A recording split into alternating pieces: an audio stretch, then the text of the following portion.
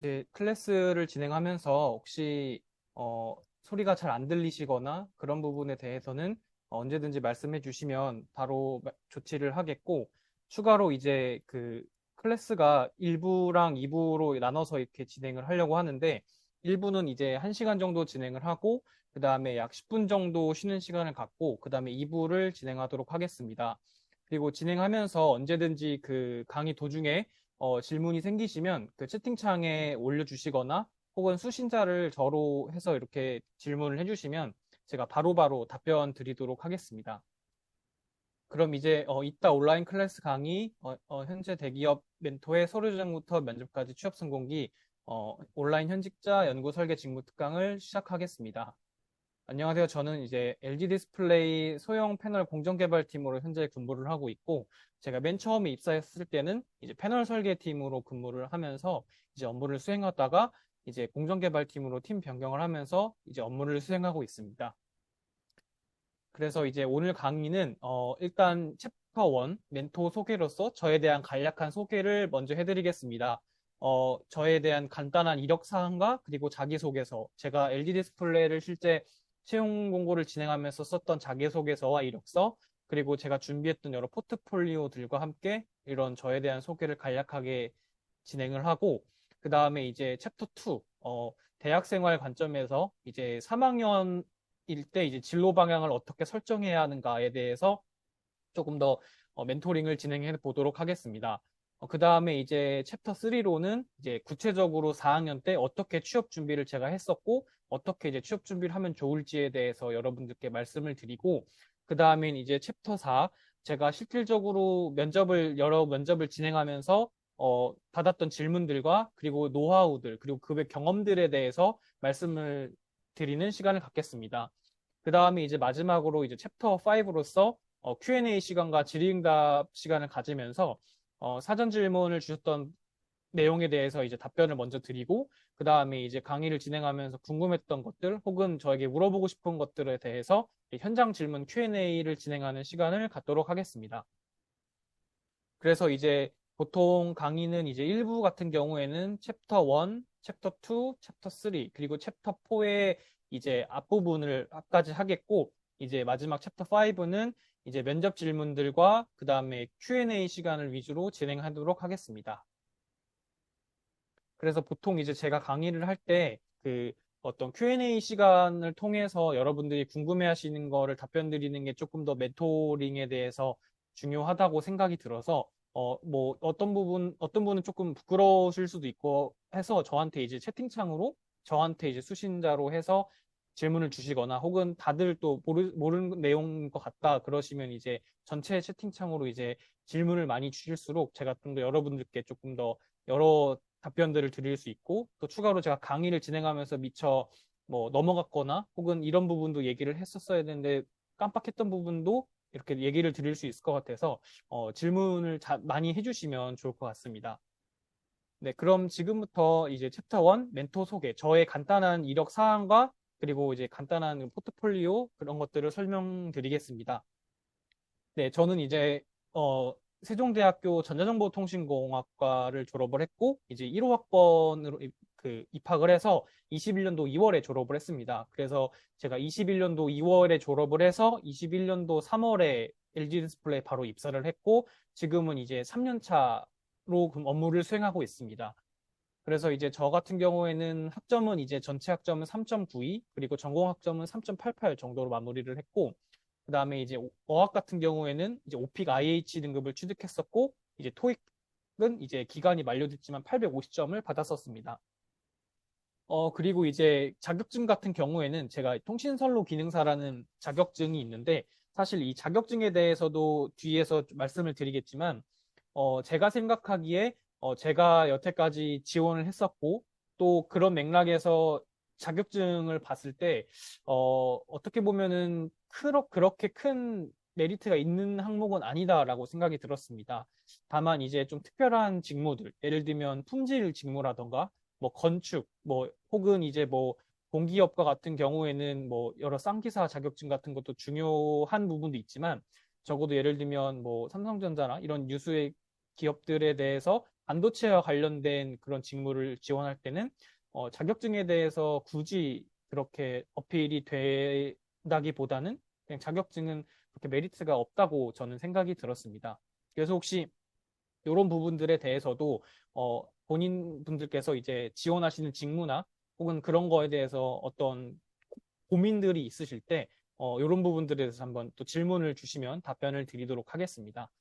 그리고 이제 대외 활동 같은 경우에는 저는 이제 반도체 공정 실습을 2회 진행을 했습니다. 그래서 저 같은 경우에는 이제 학부 시절 때 4학년 1학기 때 이제 반도체 공정 실험이라는 과목이 있었는데 그 전공 과목 때 이제 이론을 반 정도 수강을 하고 나머지 반은 이제 서울대 반도체 공동 연구소에서 직접 그 3일 정도 그 실험을 하는 그런 커리큘럼이었습니다. 그렇게 해서 반도체 반공연에서 이렇게 실습을 했었고, 다만 그게 이제 조금 많은 인원을 상대하기도 할 뿐더러 조금 수동적으로 좀 강의를 듣거나 이렇게 좀 관람식으로 진행이 돼서 추가로 제가 좀 더 뭔가를 해보고 싶다는 생각이 들어서 이제 반도체 공정기술교원이라는 곳에서 추가로 이제 패터닝 공정 실습이란 거를 또 추가로 하기도 했었습니다.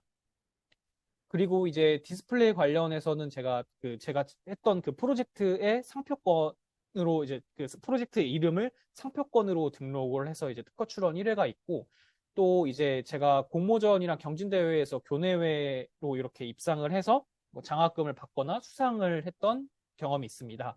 그래서 이제 보시면은 뭐 이렇게 수상 내역들을 제가 적었는데 이런 이력사항에서 제가 맨 처음부터 여러분들께 말씀을 드리고 싶은 점이 무엇이냐면 서류 전형에서 가장 중요한 것이 무엇이냐라고 물어본다면 저는 학점과 전공 프로젝트 경험이 제일 중요하다라고 답변을 드리고 싶습니다.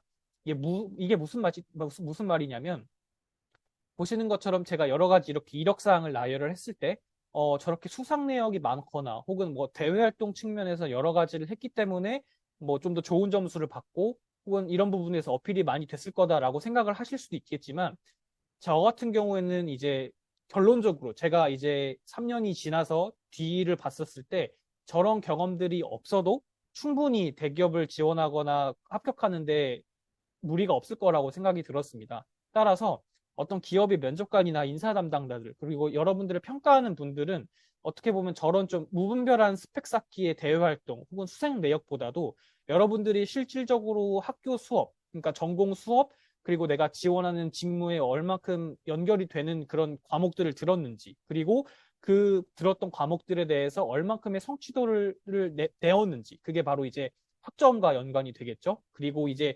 이론적인 것만 배우는 것에서 그치는 것이 아니라 추가로 뭐 실습을 해보거나 프로젝트를 해본 것들, 그런 것들에 좀 더 주안점을 두고 그런 부분을 되게 중요하게 평가했다는 것입니다. 일예로 뒤에서 말씀을 드리겠지만 여기서 설명드리지 못했던 전공 과목들에 대해서 오히려 면접 때 많이 질문을 받았었고 그런 부분들을 오히려 자기소개해서 어필을 해서 그런 부분들에서 저는 좋은 점수를 받았다고 생각을 합니다. 그렇기 때문에 저의 수상 내역 같은 경우는 제가 단지 열심히 살아온 대학 생활을 보여주는 것뿐 그 이상 그 이하도 아니고 여러분들은 어떻게 보면 서류 전형 관점에서 본다면 학점과 전공 프로젝트 경험이 제일 중요하다라고 생각하시는 게 제일 좋을 것 같습니다. 물론 사실 이런 부분들에 있어서 어떻게 보면은 저의 개인적인 견해이기도 하고 어떻게 보면은 뭐 또 오피셜한 내용은 아니지만 제가 뒤에서 보시는 것처럼 제 나름대로 학부생 시절부터 지금까지 뭐 입사를 해서 그 이후로까지 여러 그 기업들에 대해서 지원을 하고 했었는데 그런 결과들을 토대로 이렇게 여러분들께 말씀드리는 거니까 이런 부분들에 대해서만큼은 저의 견해를 조금 더 이런 사람은 또 이렇게 생각하는구나라고 한번 생각을 해주시면 좋을 것 같습니다. 그래서 여기 보시는 것처럼 물론 이제 여기 나온 것들은 제가 서류를 통과한 회사들에 대해서 이렇게 전형을 어떻게 진행했는지를 본 건데 물론 이거의 두세 배만큼 또 서류들을 많이 탈락했었습니다. 그래서 여기는 이제 서류를 통과한 회사들을 나열을 했었고 대부분 이 회사들을 가고 싶어 하실 분들도 많고 여기를 노려서 지원하시는 분들도 많다고 생각을 합니다. 그렇기 때문에 비단 제가 LG 디스플레이를 현재 다니고 있지만 LG 디스플레이 이외의 여러 반도체 기업들, 뭐 삼성전자나 SK하이닉스, 그리고 뭐 현대자동차, 뭐 그리고 외국계 뭐 장비 업체들, 뭐 ASML, 뭐 KLA 이런 여러 기업들에 대해서도 제가 많이 준비를 했었기도 했고 그런 부분들에서 여러분들께 좀 고민을 말씀을 드리거나 이런 부분들에 대해서 어, 멘토링을 할 수 있다고 생각을 하기 때문에 한번 참고하시고 질문을 해주시면 좋을 것 같습니다. 네, 일단 그러면 다시 본론으로 돌아와서 일단은 제가 LG 디스플레이를 이제 만 2년 6개월 그리고 3년 차 이제 선임으로서 이제 업무를 수행하면서 좀 관련된 내용들을 설명을 드리도록 하겠습니다. 이제 LG 디스플레이를 제가 최종적으로 선택한 이유에 대해서 한번 말씀드려보면, 일단은 반도체 디스플레이 업종의 대기업이고, 특히 제가 맨 처음에 지원했었을 때는 이제 그 패널 설계 직무로 지원했었습니다. 그렇기 때문에 이제 어느 정도 R&D 분야의 직군으로서 설계 업무라는 거를 수행할 수 있다고 생각이 들어서 그렇게 선택을 했었고, 어떻게 보면은 사실 제가 학부생 시절 4학년 2학기 졸업 예정자 신분으로 이제 4학년 2학기 때 20년 하반기였는데 그때 이제 삼성전자 최종 파운드리 공정기술 최종 면접을 봤었는데 이제 최종 탈락을 했었습니다. 그래서 이제 제 나름대로 열심히 준비했다고 했었지만 그때 당시에 이제 어쨌든 간에 결론적으로는 떨어졌고 그리고 나서 이제 LG 디스플레이가 3년 만에 대규모 채용 공고를 열어서 그때 이제 공채로 지원을 해서 결론적으로는 합격을 하게 되었습니다. 그리고 그때 당시에도 이제 동일하게 뭐 아까 말씀드렸던 것처럼 ASML이라던가 KLA 같은 그 외국계 대기업 그 외국계 장비업체 회사들도 썼었고 뭐 여러 중견 기업들도 다 썼었었는데 그 중에서 조금 더 제가 가고 싶었던 회사 그리고 그나마 제일 좀 더 내가 가고 싶었던 부분들을 좀 생각을 해서 이렇게 LG 디스플레이를 최종적으로 선택하게 되었습니다. 그리고 일단은 또 그 공백기 관련해서도 제가 졸업을 하게 된다면 공백기가 발생하기 때문에 이제 졸업 전에 취업하려는 목표를 좀 반드시 제 스스로 이루고 싶어서 그렇게 한 부분도 있었습니다. 그리고 어느 정도 좀 합리적으로 이제 맹목적인 취업 준비보다는 좀 더 이제 사회생활을 하면서 나의 커리어를 쌓겠다라는 생각이 들어서 이렇게 지원을 하게 되었습니다. 그리고 이제 뭐 복지에 대해서 간단하게 설명을 드리면 이제 올해 23년 기준으로 학사 졸업생 기준 이제 5,100만 원 계약 연봉이고 그다음에 이제 PSPI 성과급은 별도입니다. 그리고 이제 뭐 복지몰 100만 원 포인트 뭐그 외에 여러 가지 복지들이 있고 보통 이제 근무 시간 같은 경우에는 저 같은 경우에는 사무직 단부제로서 오전 8시 30분에 출근, 오후 5시 30분에 퇴근을 하고 있습니다. 그럼 이제 제가 LG 디스플레이를 다니면서 좀 느꼈던 장점, 좋았던 점과 좀 아쉬웠던 점, 부족한 점에 대해서 간단하게 설명을 드리겠습니다.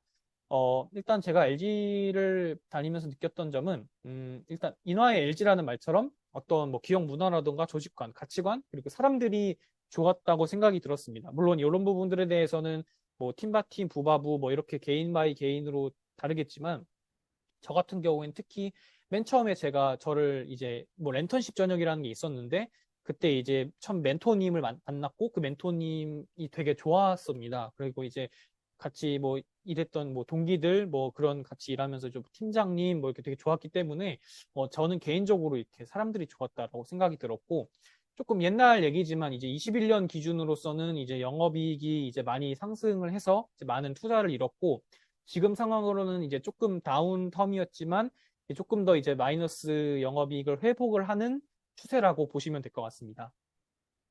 그리고 이제 이 부분에 대해서는 이제 공감을 못 하실 수도 있는데,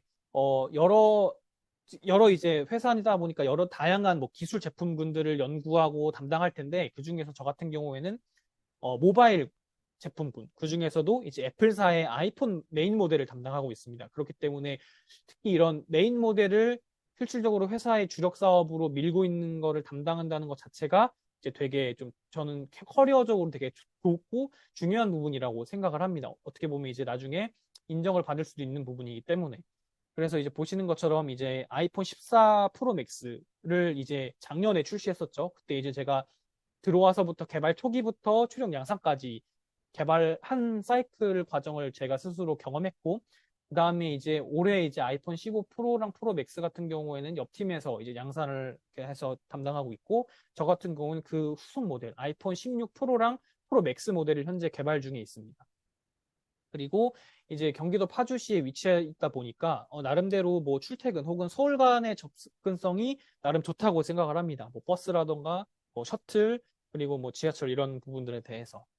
그리고 이제 제가 아쉬웠던 점에 대해서 말씀을 드리자면 이 대표적일 텐데 이제 조금 타 계열사 뭐 경쟁사 대비 낮은 연봉 혹은 이제 성과급 측면에서 보상 경쟁력이 낮다라고 생각이 듭니다. 그래서 뭐 이런 부분들 때문에 뭐 이직을 하는 경우도 있고, 특히 두 번째 같은 경우에는 이제 여러분들이 이해를 조금 못 해주실 수도 있는데, 뭐 팀 바이 팀, 부서 바이 부서, 파트 바이 파트라는 유의차가 크다라는 말이 있는데, 제가 요거에 대해서 설명을 간단하게 드리자면, 실질적으로 여러분들이 이제 예를 들면 같이 입사를 하고 같은 팀에 배정을 하더라도 그 팀에서 어떤 파트 그리고 어떤 파트에서 어떤 업무를 담당하느냐가 제일 중요합니다. 그렇기 때문에 같은 모델을 담당하더라도 어떤 그 팀 내 여러 두세 개 파트가 있으면 그 어떤 파트에 따라서 파트의 분위기에 조금 더 여러분들이 체감을 할 것이고, 그런 관점에서 어떻게 보면은 같은 팀이어도 하는 업무가 다르고 또 파트별로 분위기가 다르기 때문에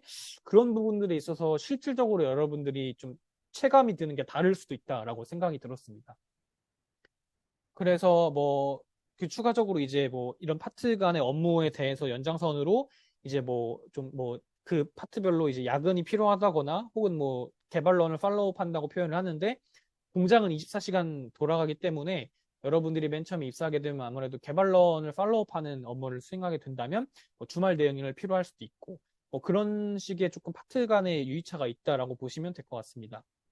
그리고 아무래도 제가 담당하고 있는 소형 제품군에 대해서는 삼성 디스플레이가 한 2, 3년 정도 먼저 이렇게 투자를 하면서 기술 개발을 진행했기 때문에 아무래도 이제 업계 1등을 노리는데 조금 더 발판과 그런 도약이 필요하다라고 생각이 듭니다.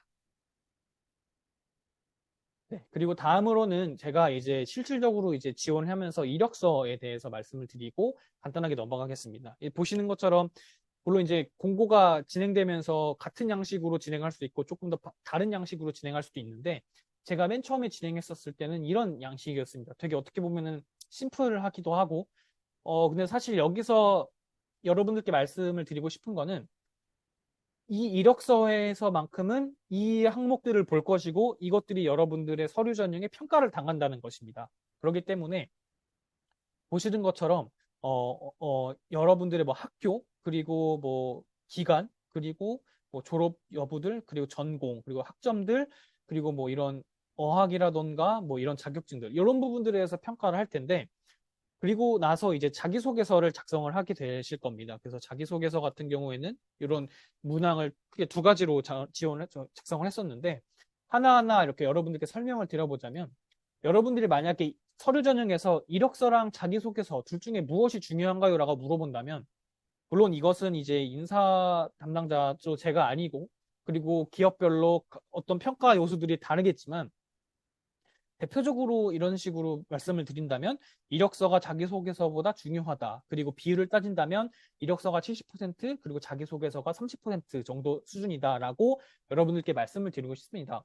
왜 그런 거냐면 아무래도 이제 이력서라는 것이 이력이기 때문에 어떤 정량적인 평가가 가능합니다. 학점 같은 경우에도 이제 숫자기 때문에 높고 낮음이 명확하고, 그 다음에 뭐 학교라던가 혹은 전공이라던가 뭐 이런 어학이라던가 자격증 같은 경우에도 어떤 그 항목별로 따로따로 정량적인 평가가 가능하기 때문에 당연한 얘기일 수밖에 없습니다. 만약에 소개가 이력서보다 더 중요하게 된다면 그런 글적인 어떤 그런 정성적인 부분에 대해서 크게 가늠을 할 수가 없다고 생각이 들기 때문입니다. 그렇기 때문에 여러분들이 아까도 말씀드렸다시피 그러면 서류 전형에서 이력서와 자기소개서 둘 중에 뭐가 중요하냐? 이력서가 한 70% 수준으로 중요하다. 그럼 이력서에서 가장 중요한 것이 무엇이냐라고 물어본다면 아까 말씀드렸던 대로 학점과 전공 과목 그리고 전공 과목에 대한 이수 그런 성적이 중요하다라고 여러분들께 말씀드리고 있습니다.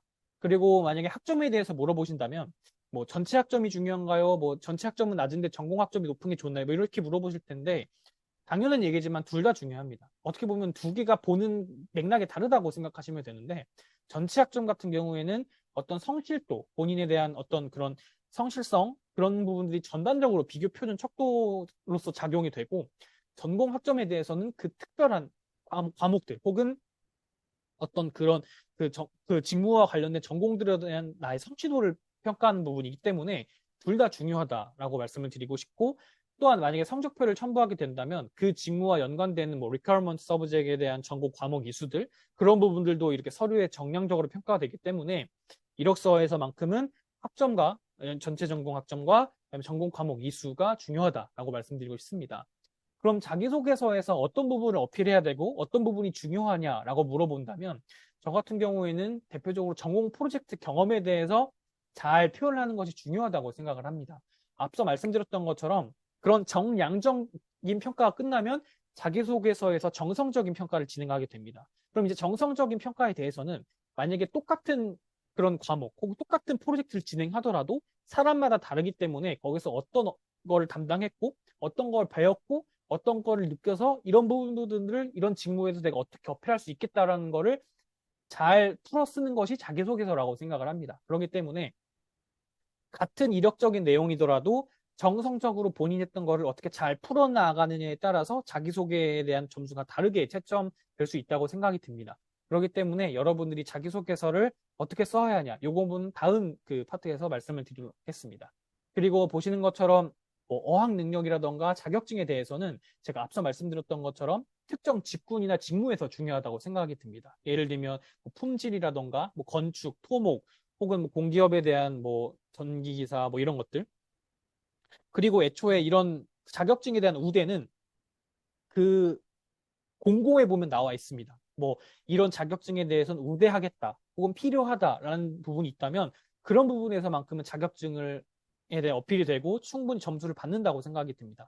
반면에 이제 그런 부분이 없다면 물론 그런 내가 자격증이 있는데도 안 쓰는 거는 굳이 안 쓸 필요는 없다고 생각하지만 그런 부분에서 추가적으로 막 큰 점수를 얻거나 혹은 메리트가 있다고는 저는 생각하진 않습니다.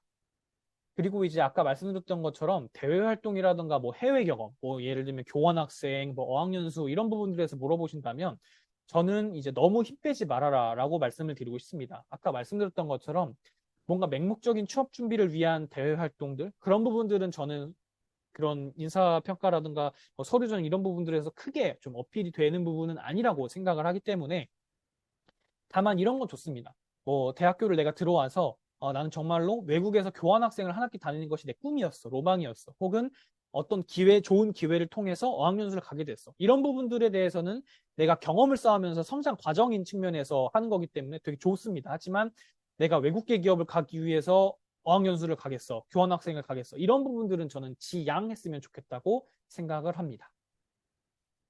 네, 그 다음에 이제 아까 말씀드렸던 그 자기소개서에 대해서 말씀을 드리자면, 저는 이렇게 생각합니다. 그 자기소개서란, 그러니까 잘 쓰여져 있고, 자기소개서의 첫 스텝이 무엇이냐라고 물어본다면, 본인만의 경험 정리가 필요하다라고 말씀을 드리고 싶습니다. 그럼 그 본인만의 경험은 무엇이냐라고 물어본다면, 자신만의 경쟁력을 나타낼 수 있어야 한다고 생각이 듭니다.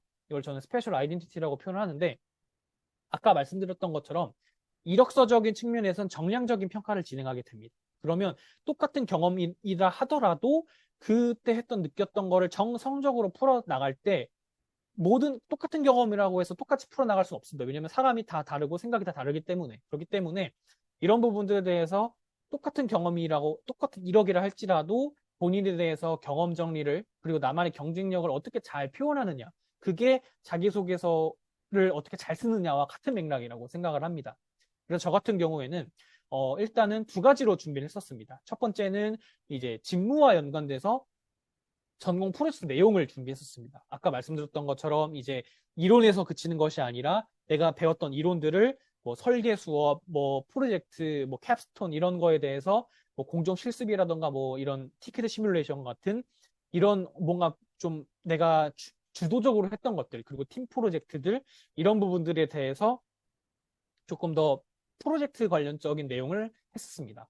그리고 그 다음에 이제 인성적인 측면에서는 무엇이냐면 내가 지원한 직무 혹은 업무를 수행했을 때 가장 잘 발휘할 수 있는 강점. 이 강점은 나의 강점이자 그 직무에서 제일 중요한 인성적인 강점을 같이 연결해서 써야 된다고 합니다. 예를 들면 저 같은 경우에는 뭐 책임감이라는 거를 키워드로 잡았었습니다. 이제 키워드라는 책임감을 잡았으면 그 책임감에 맞는 나의 그런 좀 인성적인 경험들을 어필했었는데 여기서 또 이런 질문을 주실 수도 있을 것 같습니다. 제가 경험이 그렇게 많지가 않아서 조금 경험이 한정적입니다. 그럼 이럴 때 어떻게 해야 될까요? 라고 하게 된다면 특히 이런 부분들에 대해서는 뭐 4학년 학생들, 뭐 막 학기인 분들이 이렇게 질문한다면 그 상황에서 이제 뭔가를 추가적으로 하기에는 현실적으로 불가능하게 된다면 내가 했던 경험들에 대해서 그 소스를 다르게 뽑는 겁니다. 그러니까 같은 경험이라 할지라도 뭐 직무적으로 연결할 수 있을 것이고 혹은 그 팀 프로젝트를 통해서 책임감을 어필하거나 혹은 뭐 이런 부분들에 있어서 뭐 내가 팀장으로서 이런 부분들까지 케어링을 했다라든가 이런 식으로 같은 그런 경험이지만 소싱을 다르게 해서 다른 식으로 이렇게 인성 역량과 전공 역량을 뽑을 수 있다라고 생각이 듭니다. 물론 이제 그 전부터 뭐 1학년, 2학년, 3학년부터 여러 풍부한 경험을 쌓았던 분이라면 더할 나위 없이 좋겠지만 아무래도 이제 여러분들이 3학년이고 4학년이고 현실적인 그런 취업 준비를 하는 입장에서 그렇게 녹록치 않은 경우가 많을 것입니다. 그렇기 때문에 이런 부분들에 대해서는 또 본인의 그런 예시를 들어서 질문을 해주신다면 또 제가 그거에 맞춰서 답변을 드리도록 하겠습니다. 그래서 이렇게 1차적으로 본인만의 어떤 경쟁력이라던가 경험 정리가 끝나게 된다면 이걸 바탕으로 마스터 자기소개서를 작성한다고 보시면 될 것 같습니다. 이 마스터 자기소개라는 건 무엇이냐? 일단 저 같은 경우에는 대표적으로 여러분들이 지원하게 될 삼성전자 자기소개서와 SK 하이닉스 자기소개를 먼저 작성을 했었습니다. 그래서 삼성전자 같은 경우에는 1번 문항 700자의 지원 동기, 그리고 이루고 싶은 목표, 2번은 1500자의 나의 성장 과정, 3번 같은 경우에는 최근 사회 이슈 천자, 4번 같은 경우에는 직무 경험 천자, 그리고 SK 하이닉스 같은 경우에는 도전 창의 직무 협업 같은 그런 경험을 천자 정도 쓰는 걸로 알고 있는데 이렇게 이거 쓰게 된다면 여러분들이 경험에 대해서 충분히 그 어필을 할 수 있을 것이라고 생각이 들고 어, 그런 부분들에 대해서 여러분들이 썼던 그런 본인만의 경쟁력들이 잘 어필될 수 있다고 생각이 들었습니다. 그렇기 때문에 이 삼성전자와 SK하이닉스 자기소개서에 대해서 좀 어필을 하면 작성을 열심히 하고 다듬는 다음에 이 두 가지에 대한 자기소개서를 완벽히 끝냈다 싶으시면 거기 썼던 내용을 바탕으로 다른 기업들에 대해서 커스터마이징을 하시면 될 것 같습니다. 뭐 요즘 글자 수를 줄인다던가, 뭐 천자에서 60일자로 줄인다던가, 혹은 뭐 성격의 장단점, 뭐 인재상, 혹은 뭐 극복 경험들, 뭐 이런 것들에 대해서 여러분들이 이미 그 경험들을 정리를 해놨기 때문에 그걸 조금 더 커스터마이징을 해서 적용을 하면 수월할 것이라고 생각이 듭니다. 그래서 보시는 것처럼 저 같은 경우에는 이제 티켓 시뮬레이션이라는 반도체 소자 설계 경험을 1번에서 직무적으로 썼었고 두 번째는 인성적으로 저희 책임감에 대해서 그 특허를 추구했던 경험을 썼었습니다. 네, 그 다음에 이제 포트폴리오 관점에서 말씀을 드리면 사실은 이게 그 여러분들이 지금 지원하는 공고에서는 아마 없는 그 전형일 겁니다. 근데 이제 저 같은 경우에는 처음에 이런 전형이 있어서 간단하게 여러분들께 리뷰업하고 갈 텐데 일단은 그 제가 여기서 말씀드리고 싶은 거는 이공계 포트폴리오란 뭐 예체능, 뭐 미술 이런 쪽의 그런 포트폴리오와는 살짝 성격이 다릅니다. 그래서 그 포트폴리오의 핵심은 물어보는 맥락에 맞춰서 솔직하고 성실하게 답변하면 된다라는 게 이공계의 제일 핵심이고 보시는 것처럼 내가 배웠던 수강 과목이라든가 이런 관련 경험들을 직무 수행 관점에서 여러분들의 성취도와 관심도 관점에서 표기하라고 했으면 그대로 표기를 하면 되는 겁니다. 그래서 보시는 것처럼 뭐 이렇게 이건 양식은 이미 줬었고 이제 성취도 같은 경우에는 여러분들의 학점이겠죠. 내가 얼마큼 잘했냐. 관심도 같은 경우는 내가 얼마큼 좋아했냐. 그렇기 때문에 뭐 전략을 잘 세우시면 좋을 것 같습니다. 야 같은 경우에는 이제 내가 실질적으로 이 직무와 제일 연관된 과목들은 좋아하기도 했었을 것이고 잘했을 것이다 라는 관점에서 이렇게 썼었고 예를 들면 디스플레이 공학, 뭐 반도체 공정 실험, 뭐 광전자 공학 이런 부분들은 실질적으로 제가 잘하기도 했었고 또 만약에 관심도가 없었을지라도 이런 부분만큼은 내가 이 직무와 잘 연관돼 있기 때문에 그리고 잘 설명할 수 있기 때문에 관심도를 높게 줬었고 만약에 내가 좀 힘들었거나 혹은 뭐 어려웠는데 이 직무랑은 관련이 막 그렇게 없다. 그러면 이제 또 관심도를 낮게 주고 혹은 내가 성취도도 학점도 못 받았는데 그렇게 중요하지도 않다. 이러면 이제 또 뒤로 빼버리고 혹은 내가 정말로 하고 싶고 관심은 많았는데 그렇게 학점 못 받았다. 이런 부분들은 또 옆으로 하고 이런 식으로 작성을 했었고 사실 여기서 여러분들께 말씀을 드리고 싶은 거는 좋아했던 과목과 어려웠던 과목에 대해서 여러분들이 면접에서 답변을 꼭 준비를 해야 된다는 말씀을 드리고 있습니다. 이 질문은 제가 삼성전자뿐만 아니라 모든 면접에서 받았었고 여기서 말하는 핵심을 여러분들께 말씀을 드리자면 무조건적으로 면접위원들은 좋아했던 과목과 어려웠던 과목에서 물어볼 것입니다. 그리고 그 면접의 질문에 대한 핵심은 어려웠던 과목에 대해 있고 그 어려웠던 과목에 대한 꼬리 질문은 그 어려웠던 과목이 왜 어려웠고 그 어려움을 어떻게 극복했고 그래서 결론적으로 그 극복을 위해서 어떻게 너가 노력했고 그 노력의 결과는 어떻게 되었냐를 물어볼 것입니다. 그렇기 때문에 이런 플로우를 인지를 하고 여러분들이 이 과목을 준비를 하면 좋겠습니다. 그럼 이 어려웠던 과목에서 왜 물어보냐를 물어본다면 여러분들이 그 면접관들이 여러분들에서 가장 중요하게 생각하고 평가하고 여러분들을 판단하는 기준 중에 하나가 이 사람이 어려웠던 난관을 어떻게 헤쳐나갔는지 그리고 그 과거에 있던 그런 본인의 애티튜드 태도라던가 그런 행동들이 미래에서도 반복되고 그것이 똑같이 나올 거기 때문에 그 어려웠던 과목이라는 난관을 어떻게 헤쳐나갔는지를 물어본다면 그 답변이 바로 여러분들이 회사 생활할 때 어렵거나 힘들거나 했을 때 어떻게 극복하겠다는 성장 동력이 되었는지를 볼 수 있는 것입니다. 그렇기 때문에 이런 부분에 대해서만큼은 꼭 본인이 어려웠던 과목을 선택을 하고 그 다음에 어떻게 극복을 했는지를 꼭 준비를 해야 됩니다.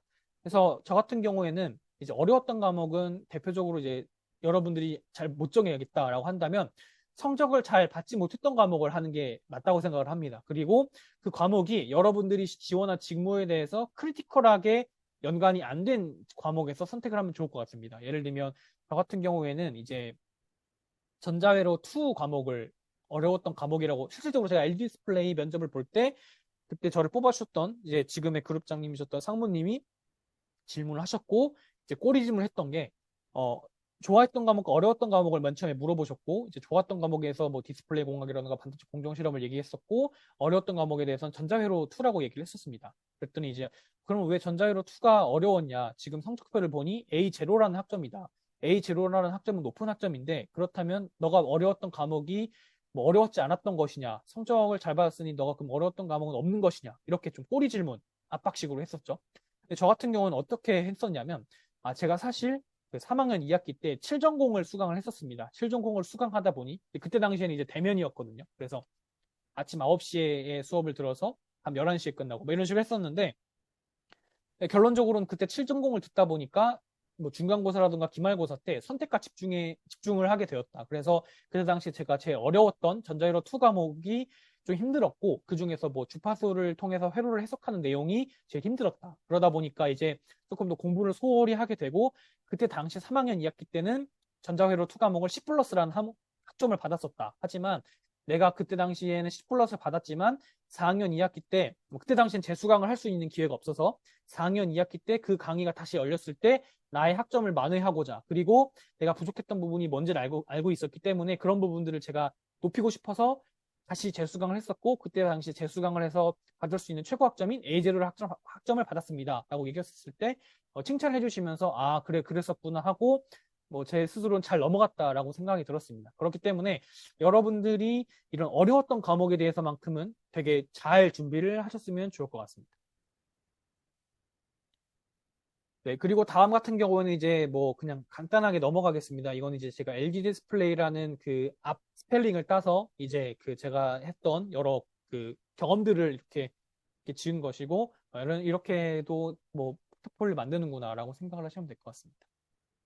네, 그럼 이제 그 챕터 2로서 저에 대한 소개는 간단하게 끝나고 이제 대학생활. 3학년 제가 이제 2학년 2학기 그러니까 2학년 1학기까지 마치고 이제 군대를 갔다가 이제 2학년 2학기부터 복학을 했었거든요. 그래서 그 남자라면 이제 당연히 군대를 갔다 오고 군대를 갔다 왔을 때에 대한 그런 어떤 뭐 책임감 그리고 나의 미래에 대한 걱정들이 많아지기는 시기이기 때문에 그때 당시에도 저로서도 되게 많은 고민을 했었고 그래서 3학년 때부터 본격적으로 여러분들이 이런 부분들에서 진로 방향 설정을 하는데 되게 중요하고 고민을 많이 할 시기이기도 하고 그래서 3학년부터 먼저 제가 진로 방향 설정을 어떻게 했는지부터 먼저 설명을 드리도록 하겠습니다. 앞서 말씀드렸던 것처럼 저는 이제 그때 당시에 이제 2학년 2학기를 마치고 겨울방학 때 되게 엄청나게 많은 고민과 결정을 했던 시기였던 것 같습니다. 그래서 좀, 좀 격동적인 제 머릿속으로 이제 시기였고, 그러니까 되게 너무 막막하기도 하고, 그러니까 이제 뭐 남자랑 여자랑 이제 2년 정도의 어느 정도 차이가 나잖아요. 왜냐면 남자는 이제 군대를 갔다 오고 복학을 하기 때문에. 그래서 이제 저 같은 경우에는 이제 대학원 진학과 졸업 후 바로 취업에 대해서 좀 고민을 많이 했었습니다. 이제 이게 어느 정도의 고민이었냐면 자다가 일어나서 벌떡 눈을 떴을 때, 나 대학원 가야 돼, 취업해야 돼 라고 할 정도로 그때 당시에 너무 고민이었습니다. 그래서 진짜 많은 생각을 했었고, 막 뭐 교수님들부터 시작해서 뭐 부모님들, 친구들, 주변 동기들, 선후배들까지 전부 다 막 얘기를 하면서 막 그랬던 격동적인 시간이었고, 그래서 그때 당시에는 이제 내가 좀 더 잘할 수 있는 게 무엇일까? 나의 역량을 조금 더 잘 펼칠 수 있는 방법이 무엇일까에 대해서 엄청나게 많이 고민을 했던 것 같아요. 왜냐면 그때 당시에도 뭐 이룬 것도 없고, 뭐 군대 갔다 와서 이제 나부랭이 시절이고 하니까 그때 당시에 또 원래 복학하고 나면은 또 성적을 잘 받아야 된다고 했는데 또 성적이 그렇게 또 오른 것도 아니었어요. 오히려 더 떨어졌어요. 그래서 되게 많은 고민이었고 그래서 이제 이로서는 안 된다 해서 이제 진로에 대해서 되게 많은 고민을 했었습니다. 그래서 이제 3학년 1학기 올라가기 전 겨울방학 때 취업에 대한 방향성을 일단 잡았습니다. 결론적으로는 이제 취업에 대한 방향성을 잡았고 뭐 대표적으로 뭐 예를 들면 그런 거였죠. 뭐 애매하게 석사를 할 바에는 박사까지 다 하던가 바로 취업해라. 뭐 이런 얘기도 많이 들었었고 해서 결론적으로는 취업을 하겠다는 방향성을 잡았고 그 결정에 대해서는 저는 굉장히 잘했다고 생각을 합니다. 지금 와서 돌이켜 본다면. 그렇기 때문에 이제 결론적으로는 이제 그거에 대해서 방향성을 잡았고 전반적인 계획을 그때 겨울방학 때 많이 세웠던 것 같습니다. 그래서 여러분들께 말씀을 드리고 싶은 게 뭐냐면 이런 결정들은 이제 미리미리 고민을 하고 결정해야 된다는 걸 여러분들께 꼭 말씀을 드리고 싶습니다. 진짜로 남들보다 반발짝 빠르게 제가 준비했던 것이 어느 정도 제가 성공했던 비결이라고 생각을 합니다. 그렇기 때문에 여러분들도 어, 혹은 늦었다, 혹은 내가 이 수준에서 이렇게 준비하는 게 맞냐라고 한다면 반발짝 서둘러서 준비를 하면 좋을 것 같습니다. 그래서 보시는 것처럼 3학년 때는 이제 제가 전반적인 로드맵을 세웠었는데 3학년 때는 일단은 3학년 1학기 때까지는 전공 과목이 그렇게 많지 않았기 때문에 전공 과목을 최대한 들을 수 있는 데도 듣고 그다음에 졸업 요건 같은 거를 뭐 최대한 채우려고 했었습니다. 나에게 이제 4학년 때는 취업만 오로지 할 테니 발목을 잡을 수 있는 것들은 다 미리미리 해놓자. 그래서 뭐 저희 학교 같은 거에는 고전독서 인증이라던가 뭐 어학 같은 거를 따야 돼가지고 이런 것들을 잘 찾아서 땄었고 그다음에 이제 4학년 때부터는 본격적으로 취업 준비에 매진을 했었습니다. 그래서 이제 3학년 때는 진짜 죽었다 깨어났던 3학년이다 해서 이제 진짜 아까 말씀드렸던 대로 7전공 들었었고 뭐 진짜 뭐 학교에 살고 막 그랬었는데 이제 그렇게 모든 저의 영양분을 다 이렇게 뿜뿜을 하고 그다음에 이제 4학년 때는 내가 더 뭔가를 하려는 게 아니라 내가 3학년 때 했던 것들을 잘 정리를 하는 시간을 가졌습니다. 그래서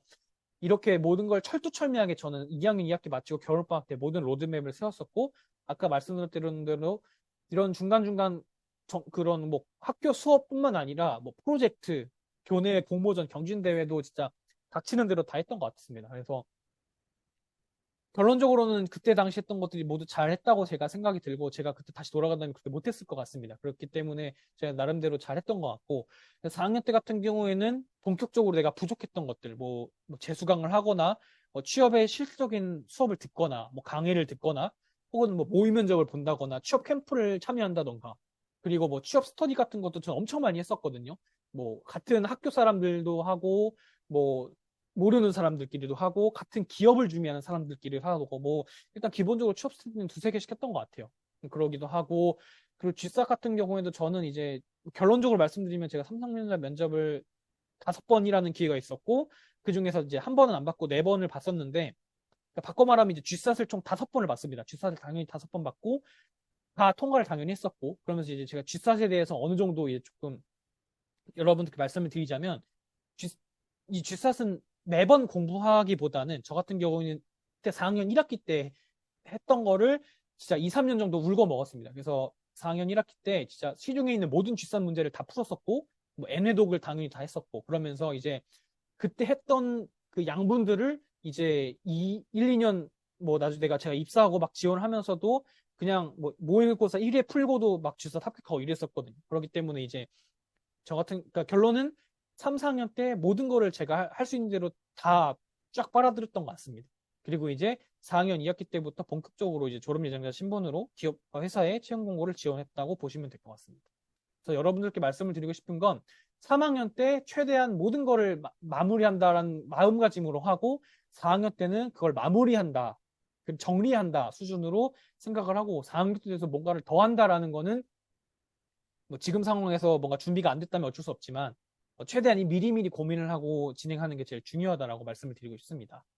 그리고 이제 뭐 3학년 때부터 이제 본격적으로 여러분들도 아시겠지만 전공 과목이 시작됐었는데 저는 전공 공부를 이제 무조건 복습이 제일 중요하다고 생각을 합니다. 뭐 예습은 거를 보지도 않았고 복습하는 것도 너무 허덕였는데 일단 복습에 대한 제 1원칙은 그날 배운 것은 그날 노트에 꼭 복습하면서 정리해라가 제 1원칙이었습니다. 그렇기 때문에 어 이게 왜 그러냐면 예를 들면 월수 수업이 있고 화목 수업이 있으면 월요일 날 배웠던 거를 그날 복습을 안 하면 이제 화요일 날 복습할 게 당연히 밀리겠죠? 그럼 이게 밀려서 수요일 날 또 다른 수업을 듣게 되면 이틀치가 밀립니다. 그럼 그게 일주일치가 밀리고 이주일치가 밀리는 거 금방이거든요.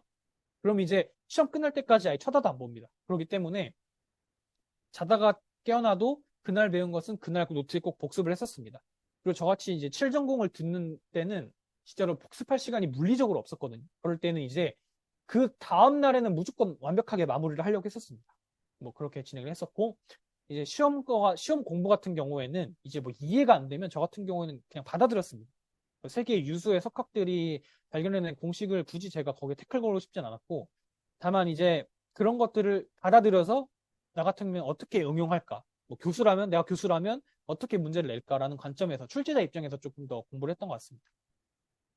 그리고 이제 뭐 예를 들면은 뭐 이런 질문들을 제가 옛날에 받았었는데 제가 아직 하고 싶은 것을 못 찾았습니다. 근데 어떻게 하면 좋을까요에 대한 방향 설정에 대한 조언은 사실 그럴 수도 있습니다. 근데 저 같은 경우에는 제가 하고 싶지 않은 것들, 못하는 것들, 여러분들이 이제 20몇 년 살면서 주변 사람들이 얘기를 하거나 내가 스스로 판단되는 것들은 대부분 맞거든요. 왜냐면 그런 얘기를 많이 듣기도 하면서. 그러니까 내가 하고 싶지 않은 것들, 하기 싫은 것들은 내가 진짜 못하는 게 맞아요. 그렇기 때문에 그런 것들을 다 리스트업을 해서 제외를 했었습니다. 예를 들면 저 같은 경우는 코딩을 진짜 못하거든요. 심지어 1학년 수업도 저는 재수강을 4학년 때 썼어요. 진짜 못하더라고요. 그래서 그런 건 다 제꼈습니다. 그러니까 그러다 보니까 남아있는 것들은 이제 실질적으로 본인이 진짜 좋아하거나 아니면은 그냥 쏘쏘인 것들도 어떻게 보면은 하기 싫은 것들을 다 제외했기 때문에 남은 것들이거든요. 그렇기 때문에 이런 식으로 조금 더 차선책을 활용한다던가 이런 식으로 한번 생각을 해보고 리스트업을 해본다면 조금 더 도움이 될 것 같습니다. 그리고 이제 뭐 직무를 선택할 때 고려했던 점은 동일한 내용이긴 한데 하기 싫거나 힘든 것을 제외했었습니다. 저 같은 경우에는 이제 현실적인 부분을 많이 고려했고, 그러니까 현실적이라 하면 내가 졸업을 하게 되면 공백기가 생길 텐데 나 죽었다 깨어나도 공백기 만들기 싫다. 그리고 그렇다 하더라도 내가 원하는 직무가 아닌 이상 내가 다른 데 합격했는데 원하는 직무가 아니라고 해서 발로 차버릴 수는 없잖아요. 그러니까 일단 지원은 같이 하되 내가 교대는 진짜 하기 싫어. 그러면 이제 일단은 ASM이라던가 이렇게 지원했어요. 그래서 이제 면접까지 오라고 했는데 저는 ASM을 면접을 안 갔거든요. LG 디스플레이 붙어가지고. 만약에 떨어졌다면 ASM을 면접을 봤었겠죠. 근데 이제 그 당시에 뭐 붙었기도 했었고 면접을 제가 안 본다면 다른 분이 또 면접 자리를 채우니까 오히려 그게 조금 더 합리적일 것이다라고 생각을 했었는데 결론적으로는 교대 근무 같은 건 난 죽어도 깨어나도 못하겠어. 이렇기 때문에 이제 뭐 설계 직무를 선택하게 됐었습니다. 여러분들은 이제 뭐 물어보실 때 기회비용이라던가 뭐 하고 싶은 걸 못 찾았었을 때 뭐 이거는 하고 싶은데 내가 못하는 거가 있어요. 혹은 뭐 저는 이거는 하고 싶지 않은데 잘하는 것 같아요. 이런 식으로 좀 더 기회비용에 대해서 물어보신다면 답변을 드리도록 하겠습니다.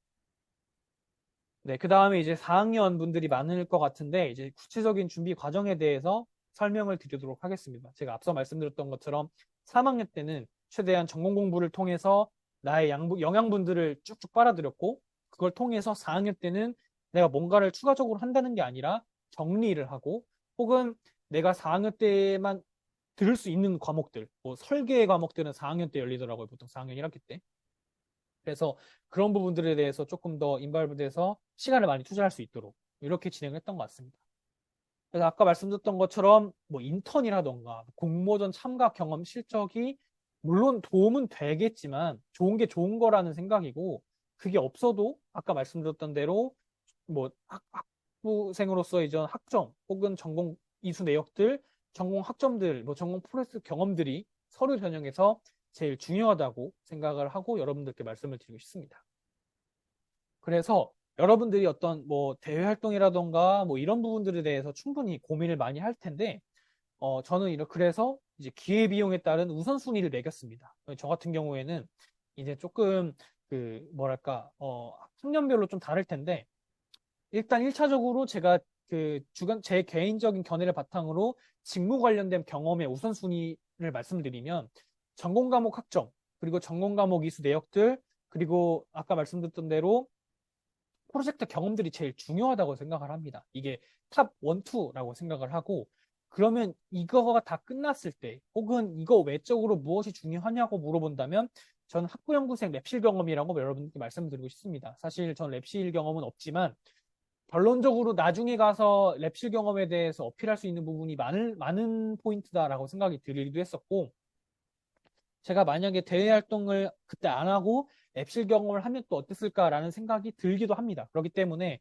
근데 사실 이제 랩실 경험이라 함은 어느 정도 적정한 기간이 있다고 생각을 합니다. 그 기간이라 함은 최소 6개월, 최대 1년 정도가 제일 베스트라고 생각을 합니다. 그렇기 때문에 여러분들이 만약에 3학년이다. 그러면 이제 학부생, 연구생 랩실 경험이 되게 중요하고 여러분들에게 피와 살이 될 것이다라고 생각이 들고 반면에 여러분들이 이제 뭐 4학년 1학기를 마치는 중이다 혹은 뭐 4학년 2학기 시작 중이다 이러면 학부 연구생 랩실 경험이 기껏해야 3개월 할 텐데 그거는 이제 비추천드립니다. 그 3개월 해봤자 어디다 붙일 데도 없고 그렇기 때문에 아까 말씀드렸던 대로 여러분들의 처지, 여러분들의 입장에 대해서 어떤 것이 제일 중요한지 우선순위와 기회비용을 따지는 것이 가장 중요하다고 생각을 합니다. 그럼에도 불구하고 뭐 3개월이라도 할래 안 하면 3개월이라도 하는 거고 뭐 미리미리 이런 부분들은 결정하고 추천드리고 싶습니다. 그 다음에 이제 밑에 보시는 것처럼 4, 5, 6, 뭐 공정 실습이라던가 뭐 직무 뭐 대외적인 뭐 교육들 이런 활동들은 굳이 뭐 어필을 하더라도 이런 부분들에 대해서 막 박수치고 막 큰 점수를 받는 부분은 아니라고 생각을 합니다. 왜 그러냐면 면접 때 질문을 받는 빈도수가 확실히 떨어집니다. 제 경험에서 일단 제 경험이 그렇고 똑같이 쓰더라도 사람이란 게 그래요. 내가 평가하는 관점에서 본다면 한정적인 시간이기 때문에 중요하고 물어보고 관심 있는 것들을 항상 물어보게 됐거든요. 그래서 저 같은 경우는 위에서 본 것처럼 반도체 소자 설계의 티켓 시뮬레이션이라던가 뭐 반도체 공학 실험 때 들었던 방공연의 랩실 그 실습 경험들 이런 부분들은 항상 물어봤었어요. 이제 뭐 공정 실습도 이제 뭐 많이 물어본 건 사실 아니지만 티켓 시뮬레이션 경험은 진짜 매번 면접 때마다 물어봤었거든요. 이게 아까 말씀드렸던 대로 전공 프로젝트 경험이기도 하고 그렇기 때문에 아까 말씀드렸던 그런 뭔가 제가 4학년 1학기인데 무엇을 더 해야 될까요? 4학년 2학기인데 무엇을 더 해야 될까요? 라고 물어본다면 저 같은 경우에는 딱 전공 과목과 전공 프로젝트를 더 하세요라고 말씀을 드리고 싶습니다. 네, 그러면 이제 어느 정도 일부가 조금 마무리돼 가고 있는데요. 일단은 제가 아까 말씀드렸던 대로 챕터의 4의 첫 부분, 여기 챕터 4에서는 이제 제가 했던 경험들과 면접 질문들에 대해서 말씀을 드릴 텐데, 면접 질문 같은 경우는 2부에서 말씀을 드리도록 하겠고, 일단은 지금 경험들, 제가 실질적으로 구체적으로 4학년 때 취업 준비를 하면서, 그리고 취업을 하고 나서 그 이후에 단에서 느꼈던 그런 경험들과 그 외에 제가 여러분들께 말씀드리고 싶은 부분들에 대해서 말씀을 드리고 1부를 마치도록 하겠습니다. 아까 말씀드린 대로 이제 공정 실습과 관련해서 말씀을 드리면, 뭐 공정 경험이 없는데 뭐 제가 공정기술, 공정설계 직무를 썼습니다. 이 점을 뭐 물어보나요? 뭐 물어본다면 저는 공정 경험이 없다고 해서 면접에 당락을 저하한다고 절대 생각하지 않습니다. 그리고 정말로 뽑고 싶은 지원자라면 본인이 작성한 이력서와 자기소개서에서 경험을 위주로 물어볼 것입니다. 그리고 아까 말씀드렸던 자기소개서에 대한 작성의 팁은 맨 처음 퍼스트 스텝은 본인만의 경험 정리가 필요합니다. 본인만의 경험 정리라 함은 자신만의 경쟁력, 스페셜 아이덴티티를 잘 표현할 수 있고 그거의 양식은 아까 말씀드렸던 대로 삼성전자와 SK 하이닉스에 맞춰서 그 경험들을 잘 계속 다듬고 잘 쓰면 될 것 같고 그 잘 쓴다는 이공계식 잘 쓴 자기소개서라 함은 이제 뭐 미사여구를 쓰는 것이 아니라 딱 그 소제목, 내용을 대표하는 소제목과 딱 읽었을 때 그냥 딱 깔끔한 글 있잖아요. 딱 내가 무슨 말을 하고 싶은지 알고 막 중언부언하는 것이 아니라 딱 결론 먼 처음에 두 갈식으로 딱 두 문장 쓰고 그 다음에 세부적인 내용 쓰고 딱 마무리하고 이런 딱 간결한 구성, 깔끔한 전달력 그리고 오타 수정 이런 부분들이 조금 되게 중요하다고 생각을 합니다. 그리고 번외로 저 같은 경우는 항상 그랬는데 이건 뭐 사람마다 다르고 뭐 그렇긴 한데 저 같은 경우에는 예를 들면 천자를 쓰라고 하면 전 천자를 다 채웠습니다. 좀 어거지로 채우는 감도 있었는데 좀 아깝기도 했었고 뭐 제 성격이 좀 그러기도 하고 좀 막 좀 그런 부분도 있기도 하고 그러니까 나에게 주어진 부분들은 모두 다 활용하자. 왜냐면 제가 후회할 것 같다 생각이 들긴 했고 그런데 뭐 여러분들을 이제 뭐 천자 쓰라고 해서 천자를 꼭 채우라는 말은 아니고 다만 이제 뭐 천자를 쓰라고 하면 뭐 한 950자는 써야겠죠. 뭐 900, 아무리 못 써도 뭐 902, 30자는 써야 됐고, 뭐 950자에서 980자 사이? 이 정도가 제일 베스트라고 생각을 합니다. 이제 LG 디스플레이는 뭐 PT 면접 같은 경우는 이제 지금 전형에는 없는 것 같아서 이제 뭐 패스를 하겠지만, 만약에 그런 부분들이 있다면 LG 디스플레이 같은 경우에는 이제 1차 면접에서 보통 PT 면접을 볼 텐데, 저 같은 경우는 이제 온라인 웹엑스로 진행을 하게 됐었고, 저 같은 경우는 1차 면접이 꽤 중요했다고 생각이 듭니다. 뭐 제가 여러 LG 디스플레이 저 당시에 그때 당시에를 회고를 해보자면 뭐 서류 조항부터 시작해서 인성검사 보고 1차 면접 보고 2차 최종 면접 봤었는데 역설적으로 1차 면접에서가 제일 중요하다고 보고 2차 면접은 3대 2였거든요. 그러니까 그 면접관이 3이었고 다대 다였어요. 지원자가 2명이었는데 보통 3대 2면은 둘 중 한 명은 붙고 한 명은 떨어지는데 의외로 2명 다 붙는 경우가 많았거든요. 그러니까 면접 배수가 오히려 임원 면접 때, 그러니까 2차 면접 때보다 1차 면접 때 조금 더 빡셌던 것 같아요. 그리고 1차 면접 PT 면접은 저 같은 경우에는 총 3개의 대안을 주고 그 한 7페이지짜리 자료를 읽게 합니다. 읽어서 여러분들이 너가 OLED TV 설계팀 소속 엔지니어인데 그 자료들을 분석해서 최종적으로 1, 2, 3 그 3개의 대안 중에 한 개를 선택해라 라는 게 저의 PT 면접 그거였거든요. 근데 이제 PT 면접이라는 게 저 같은 경우에는 어느 정도 정답이 있다라고 생각이 듭니다. 그러니까 방향성이 있다고 봅니다. 그렇기 때문에 이걸 왜 얘기를 하냐면 저가 합격하고 나서 이제 동기들끼리 뭐 이런저런 얘기하면서 그때 1차 면접 어땠냐라고 얘기를 했었는데 소름 돋게도 그때 당시 1차 면접이 내용이 다 문제가 다 똑같았고 그때 당시에 똑같은 정답을 다 썼었습니다. 그러니까 예를 들면 이제 B번 답을 그러니까 두 번째 답을 썼는데 저는 저 동기들은 전부 다 두 번째를 썼더라고요. 그러니까 결론은 어느 정도 PT 면접은 정답이 있는 게임이다. 라는 게 제 생각이었습니다. 네, 그런 부분들을 어느 정도 염두하고 나중에 PT 면접을 준비하면 좋을 것 같습니다. 물론 이제 그 정답에 대해서 어떻게 논리적으로 펼쳐나가는지를 보겠지만 그 펼쳐나가는 과정 속에서 어쨌든 간에 결론적으로는 정답은 있다, 존재한다. 라는 걸 여러분들 말씀드리고 싶고 또 그 중에서도 다른 정답을 쓴 친구들도 있긴 합니다. 그렇지만 대부분은 다 공통적인 정답을 썼다. 그리고 이제 연구직이라고 해서 뭐 석사만 뽑냐, 뭐 학사는 안 뽑냐 이런 식으로 물어보는 분들도 있는데 명명백백하게 말씀을 드리면 학사랑 석사랑 애초에 다르게 경쟁을 합니다. 석사는 석사끼리 경쟁을 하고 학사는 학사끼리 경쟁을 하기 때문에 뭐 석사라고 해서 유리하고 학사라고 해서 불리하는 건 절대 없고 그리고 보는 맥락이 다릅니다. 그리고 애초에 석사는 연구를 했기 때문에 그거에 대한 거를 주도적으로 하기 때문에 뭐 맨날 뭐 첨부하라고 하죠. 석사 졸업생 같은 경우에는 뭐 2페이지 정도의 요약 서머리 같은 거를 앱스트랙을 그래서 그러니까 애초에 석사랑 보는 애초에 다르고 그리고 이제 뭐 연구직도 많습니다. 저 같은 경우는 그때 뽑혔을 때 학사가 7명, 석사가 1명이었고 뭐 그렇기 때문에 여러분들이 뭐 학사라고 해서 뭐 불가능하고 뭐 연구 설계 직무를 하면 석사로 가야 되냐 이런 건 절대 아니라고 생각을 합니다. 그리고 이제 뭐 대학원 진학에 대해서 말씀을 드리자면 어 이제 회사를 들어가기 전에 어떤 석사 그러니까 회사를 입사하기 전에 대학원 진학과 회사를 들어와서 업무를 수행하면서의 대학원 진학은 좀 맥락이 많이 다릅니다. 어떻게 보면 어 저 같은 경우에는 취업을 위한 석사는 진짜로 비추천을 하고 진짜로 내가 취업을 못하더라도 연구를 하는 게 너무 좋다.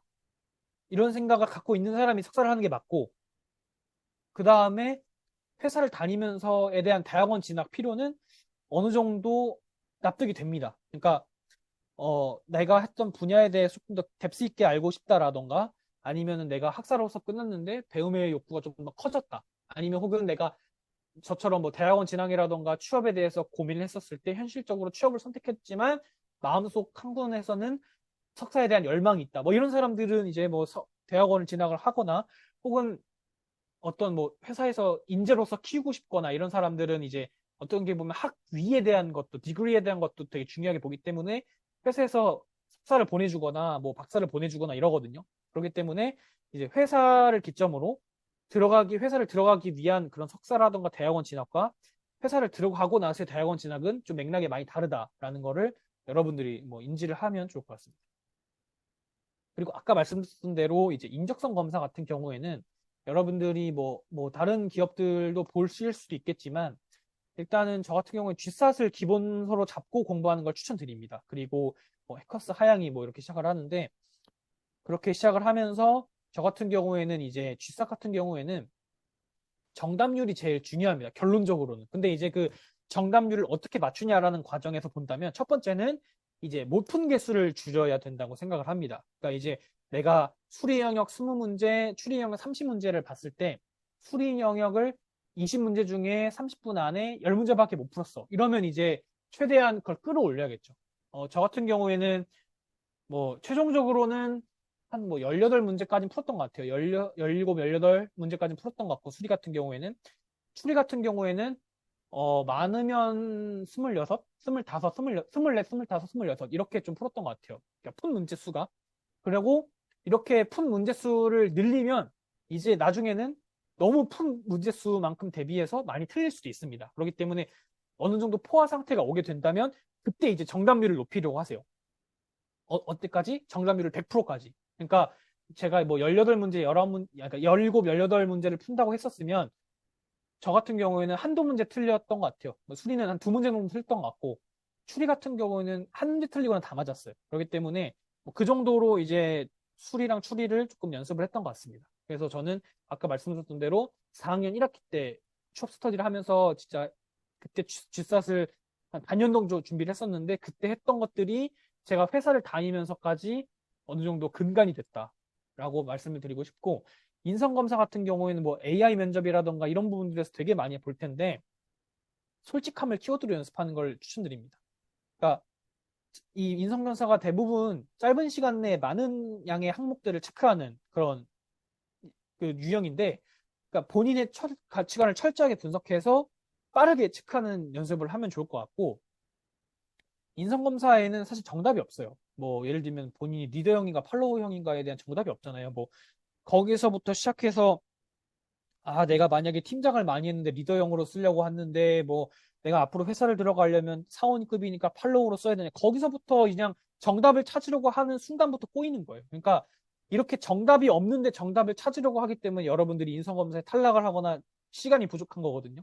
그렇기 때문에 여러분들의 인성검사는 솔직함을 키워드로 해서 본인을 철저하게 분석하고 인성검사는 정답이 없다. 그러니까 그 뭐 이상한 뭐 정신적인 문제 이런 거를 체크하는 게 아닌 이상 인성검사는 정답이 없다. 그렇기 때문에 빠른 시간 내에 나의 가치관을 분석해서 체크를 하는 연습을 하면 좋을 것 같습니다. 그리고 이제 면접 같은 경우에는 이제 저 같은 경우에는 합격 전략을 관점을 바꿔라라고 말씀을 드리고 싶어요. 그러니까 본인의 관점에서 본인을 판단하는 것이 전혀 아니거든요. 면접이란 자리는. 그렇기 때문에 내가 하고 싶은 말을 하는 것이 아니라 상대방이 듣고 싶어 하는 말을 하는 자리다라고 하는 게 더 편할 거예요. 사실 이게 좀 어려울 텐데, 그래서 저 같은 경우는 어떻게 했냐면, 면접 스터디를 엄청 많이 했던 것 같아요. 그리고 모의 면접 같은 것도 많이 진행을 했었고, 그때 당시에 이제 모의 면접을 하면서 그 핸드폰으로 셀카 모드를 해놓고 동영상을 찍었습니다. 그래서 내 모습이 나오게끔 찍어서 그걸 이제 부모님이랑 같이 보면서 피드백을 했었거든요. 왜 그러냐면 내가 면접을 볼 때는 내가 하는 거에 집중을 하기 때문에 내 모습이 어떻게 보일지 몰라요. 근데 그걸 보는 순간 되게 막 어색하거나 내가 왜 이렇게 얘기를 했지? 혹은 되게 막 손짓을 많이 쓰네? 내가 좀 어떤 특정한 행동을 하네? 혹은 말이 너무 빠르네? 뭐 이런 거 있거든요. 저는 이제 그런 걸 되게 많이 고쳤는데 진짜 저도 이제 영상들이 엄청 많아요. 저를 찍은 것들. 옛날 거 보면 되게 가관이기도 한데 아무튼 이런 영상을 찍으면서 객관적으로 본인의 모습을 보려는 연습을 많이 했고 또 부모님들은 사회생활을 오래 했기 때문에 사실 면접관들은 여러분의 부모님 나이 뻘이거든요. 그러니까 내가 했던 말에 대해서 나는 이렇게 생각했는데 부모님은 이렇게 생각했어. 그럼 대부분은 부모님 말이 옳아요. 그렇기 때문에 그런 전반적인 흐름 그리고 답변에 대한 어떤 내용들을 조금 더 코칭하고 피드백하는데 이제 부모님이랑 같이 보면서 연습을 했고 면접은 정말로 경험이 중요하다고 생각을 합니다. 그렇기 때문에 뭐 중소기업이라든가 뭐 스타트업 모임 면접 뭐 이런 면접에 대한 기회가 주어진다면 꼭 참여를 하면 좋을 것 같습니다. 네, 그럼 이제 아까 말씀드렸던 대로 제가 일부에 대해서는 어느 정도 이렇게 좀 말씀을 드렸던 것 같고, 이제 2부부터는 아까 말씀드렸던 대로 제가 여태까지 받았던 면접 질문들을 조금 더 추려서 여러분들에게 좀 말씀을 드릴 부분들을 좀 설명을 드리고, 그 다음에 이제 사전 질문을 답변을 드린 다음에 이제 강의 중간중간에 궁금하셨다거나 좀 물어보실 것들에 대한 현장 질문을 진행하도록 하겠습니다. 그래서 한 이제 10분 정도 쉬는 시간을 가질 텐데, 한번 강의 앞 1부 때 들었던 걸 한번 곱씹어 보시면서 저에게 궁금했던 것들, 물어보고 싶었던 것들을 지금 자리에 조금 허심탄회하게 부끄럼 없이 조금 더 그러시면 채팅창으로 이제 저한테 수신을 해서 물어보신다면 이번 강의가 또 되게 뜻깊은 경험이 될 수 있을 거라고 생각이 듭니다. 그래서 지금까지 LG 디스플레이 남영석이었고 시간이 8시 2분인데 8시 12분에 다시 자리에 와서 2부를 시작하도록 하겠습니다. 네. 1부 동안 들어주셔서 감사합니다. 8시 12분에 다시 발표 시작하겠습니다. 감사합니다.